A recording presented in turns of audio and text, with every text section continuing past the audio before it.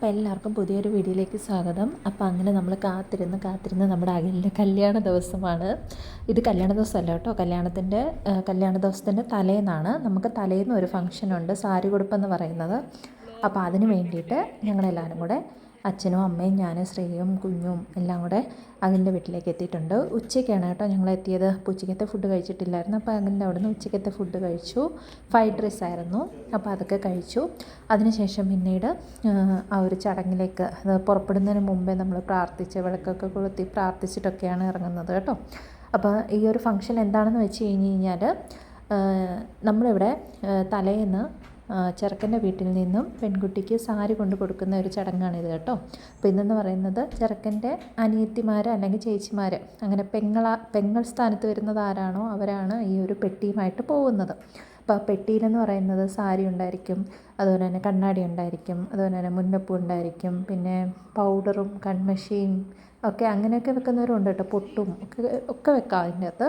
അപ്പോൾ അങ്ങനെ ആ ഒരു പെട്ടിയൊക്കെ റെഡിയാക്കിയിട്ട് ചെറുക്കൻ്റെ അനിയത്തിയാണ്, ചെറുക്കൻ്റെ അനിയത്തിയും കൂടിയിട്ട് ഈ പെട്ടിയുമായിട്ട് പെണ്ണിൻ്റെ വീട്ടിൽ പോയിട്ട് സാരി കൊടുക്കും. ആ സാരിയാണ് പിറ്റേന്ന് പെൺകുട്ടി മണ്ഡപത്തിൽ അണിയുന്നത്. അപ്പോൾ അതാണ് ആ ഒരു ഫംഗ്ഷൻ എന്ന് പറയുന്നത്. അപ്പോൾ അതിനേക്കാണ് നമ്മൾ പോകാൻ വേണ്ടിയിട്ട് തുടങ്ങുന്നത്. അങ്ങനെ എല്ലാവരും റെഡിയായിട്ട് ഇറങ്ങി. 4 മണിക്കകം കണ്ടാണ് സാരി കൊടുക്കേണ്ടത്. അപ്പം പത്തനാപുരത്താണ് പോകേണ്ടത്. അപ്പം നമ്മൾ എല്ലാവരും റെഡിയായിട്ട് ഇറങ്ങി. അഖിലും അനിയത്തിയും ഞങ്ങളുടെ കൂടെ കാറിനാണ് കേട്ടോ വരുന്നത്. അതുകൊണ്ട് അമ്മ അച്ഛനും ബസ്സിനാണ് വന്നത്. അവർ വന്ന് ഇറങ്ങി ഓഡിറ്റോറിയത്തിന്. പിന്നെ പുറകെ ഞങ്ങൾ വരുന്നത്, ഇത് അഖിലിൻ്റെ അനിയത്തിയാണേ. അപ്പോൾ അങ്ങനെ പുറകിന് ഞങ്ങൾ വരുന്നുണ്ട്. വന്ന ഉടനെ തന്നെ വെൽക്കം ഡ്രിങ്ക് ഉണ്ടായിരുന്നു, പാഷൻ ഫ്രൂട്ടിൻ്റെ ഡ്രിങ്കായിരുന്നു, നല്ല ഡ്രിങ്കായിരുന്നു. അതിനുശേഷം പിന്നീട് എല്ലാവരും കൂടിയിട്ട് ഓഡിറ്റോറിയത്തിലേക്ക് പോയി. സാധാരണ ഇത് പെണ്ണിൻ്റെ വീട്ടിൽ നടത്താറാണ്, വീട്ടിലാണ് സാധാരണ കൊണ്ട് കൊടുക്കുന്നത്. അപ്പോൾ ഇവിടെ ഇപ്പം അടുത്ത് ഒരു വിശാലമായിട്ടുള്ള ഓഡിറ്റോറിയം ഉണ്ടായിരുന്നുകൊണ്ട് അവിടെ വെച്ച് നടത്തി. ഇനി നമുക്ക് പെട്ടിയിൽ എന്തൊക്കെയാണെന്ന് നോക്കാം. എന്താ കണ്ടില്ലേ, സാരിയുണ്ട്, പൂവുണ്ട്, കണ്ണാടിയുണ്ട്, പിന്നെ ചെരുപ്പ് കാണും. അതുപോലെ തന്നെ പെൺകുട്ടിക്ക് ഇടാൻ വേണ്ടിയിട്ട് പിറ്റേ ദിവസം ഇടാൻ വേണ്ടുന്ന എല്ലാ കാര്യങ്ങളും ആ ഒരു പെട്ടിക്കകത്ത് ഉണ്ടായിരിക്കും. അത് പിന്നീട് അതിൽ നിന്ന് നമ്മൾ സാരിയും മുല്ലപ്പൂവും കണ്ണാടിയും മാത്രമായിട്ടൊരു താലത്തിലേക്ക് മാറ്റിയിട്ട് അതാണ് ചെറുക്കൻ്റെ പെൺകുട്ടിക്ക് കൈമാറുന്നത്. അപ്പോൾ അതിന് മുന്നേ തന്നെ എല്ലാവരുടെയും അനുഗ്രഹമൊക്കെ വാങ്ങിച്ചതിന് ശേഷം ആ താലവുമായിട്ട് പെങ്ങൾ വന്നിട്ട് സാരി കൊടുക്കട്ടെ എന്നൊരു 3 തവണ ചോദിക്കുകയെ. അതിനുശേഷം ഒരു പെങ്ങളുടെ കാല് തൊട്ട് വന്നിച്ചിട്ട് സാരി വാങ്ങിക്കട്ടെ എന്ന് 3 തവണ ചോദിച്ചതിന് ശേഷം പെൺകുട്ടി ആ സാരി വാങ്ങിക്കുകയാണ് ചെയ്യുന്നത്. അപ്പോൾ അതാണ് ഇവിടെ നടന്ന ആ ഒരു ഫംഗ്ഷൻ എന്ന് പറയുന്നത്. ഇനി ഈ ഫംഗ്ഷനൊക്കെ കഴിഞ്ഞിട്ട് ഫോട്ടോഷൂട്ടൊക്കെ ഉണ്ടായിരുന്നു. അപ്പോൾ ഫോട്ടോ എടുപ്പൊക്കെ അങ്ങനെ തകൃതിയായിട്ട് നടന്നുകൊണ്ടിരിക്കുകയാണ്. അപ്പോൾ എല്ലാവരുടെയും ഫോട്ടോസൊക്കെ എടുത്തുകൊണ്ടിരിക്കുകയാണ്. ഇനിയിപ്പം നമ്മൾ ഫുഡ് കഴിക്കാനായിട്ടിരുന്നു കേട്ടോ.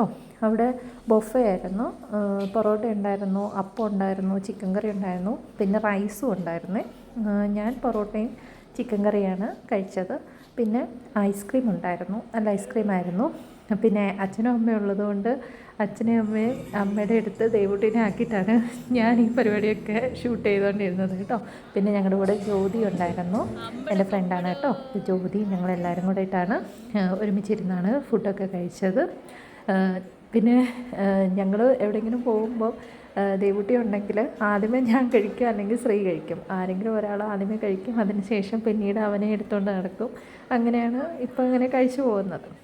അവനിങ്ങനെ ഇതൊന്നും കഴിക്കാറില്ല, ചോറ് മാത്രമേ അങ്ങനെ കഴിക്കാറുള്ളൂ. അതുകൊണ്ട് അവന് വലിയ ഇൻട്രസ്റ്റ് ഇല്ല ഈ കാര്യത്തിലൊന്നും. അങ്ങനെ ഫുഡൊക്കെ കഴിച്ച് കഴിഞ്ഞു. അഖിലും എല്ലാവരും ഫുഡ് കഴിക്കാൻ വേണ്ടിയിട്ട് വന്നു കേട്ടോ. അതിനുശേഷം പിന്നെ അവരുടെ ഫോട്ടോഷൂട്ടായിരുന്നു. ഞങ്ങൾ അഖിലിനെ കൊണ്ടാണല്ലോ പോയത്. ഞങ്ങൾ വന്നപ്പോൾ കണ്ടില്ലേ, ഇരുട്ടായി.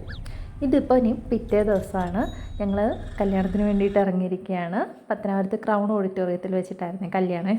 എല്ലാവരും അവിടെ റെഡിയായിട്ട് വന്നിട്ടുണ്ട്. എങ്ങനെയുണ്ട്, ഇതാണ് എൻ്റെ കോസ്റ്റ്യൂം. ശ്രീയുടെയും കുഞ്ഞിൻ്റെയും കോസ്റ്റ്യൂം കണ്ടല്ലോ, ഞാനാണ് സെലക്ട് ചെയ്തത് കേട്ടോ. എങ്ങനെയുണ്ടെന്ന് പറയണേ.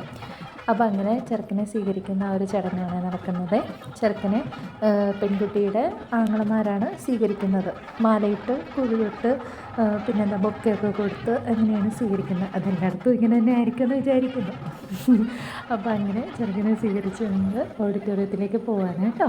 ലൈവായിട്ടുള്ള വാദ്യമേളങ്ങളൊക്കെ ആയിരുന്നു കേട്ടോ, അല്ലാതെ മറ്റേ റെക്കോർഡല്ലായിരുന്നു, ലൈവായിരുന്നു. അപ്പോൾ അതൊക്കെ ഉള്ളായിരുന്നു.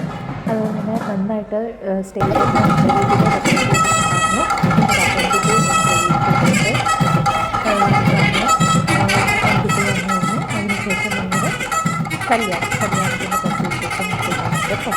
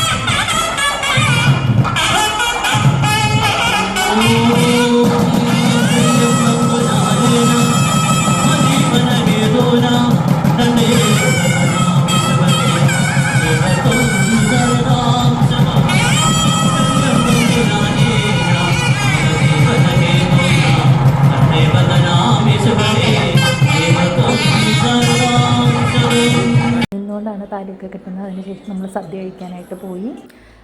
ഇനി ഇതിപ്പോൾ അവരെ വീട്ടിലേക്ക് സ്വീകരിക്കുന്ന ഒരു ചടങ്ങാണ്.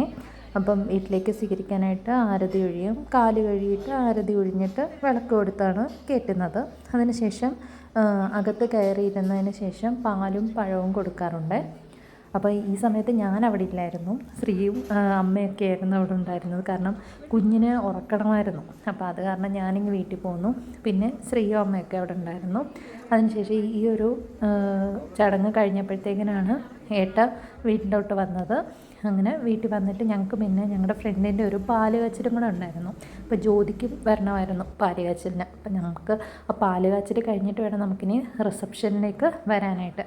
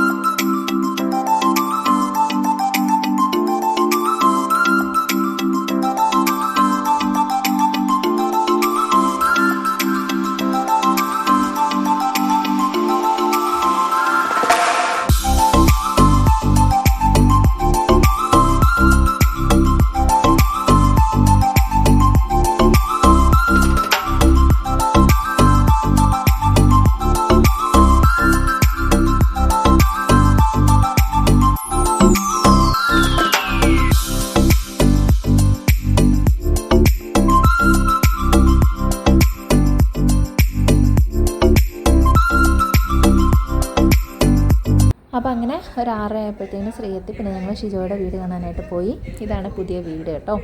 പാലുകാച്ചിലായിരുന്നു. ഇവിടെ പാലുകാച്ചിൽ, അവിടെ കല്യാണം, അങ്ങനെയായിരുന്നു. അപ്പോൾ ഞാനും ഉണ്ടായിരുന്നു, ജ്യോതി ഉണ്ടായിരുന്നു. ഞങ്ങൾ വന്ന് വീടൊക്കെ കണ്ടു. നല്ല വീടാണ് കേട്ടോ. അതിനുശേഷം പിന്നെ ഞങ്ങൾ റിസപ്ഷൻ നടക്കുന്നിടത്തേക്ക് പോയി. റിസപ്ഷൻ്റെ അവിടെ ലൈവായിട്ടുള്ള മ്യൂസിക്കൊക്കെ ഉണ്ടായിരുന്നു കേട്ടോ. പിന്നെ ഫുഡെന്ന് പറയുന്നത് നല്ല ഫുഡായിരുന്നു.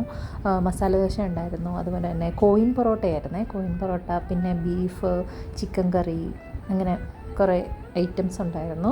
അപ്പോൾ അതൊക്കെ കഴിച്ചു. അതിനുശേഷം കുറച്ച് നേരം ലൈവ് പെർഫോമൻസൊക്കെ കണ്ടു. അതിനുശേഷം ഞങ്ങൾ വീട്ടിൽ പോന്നു.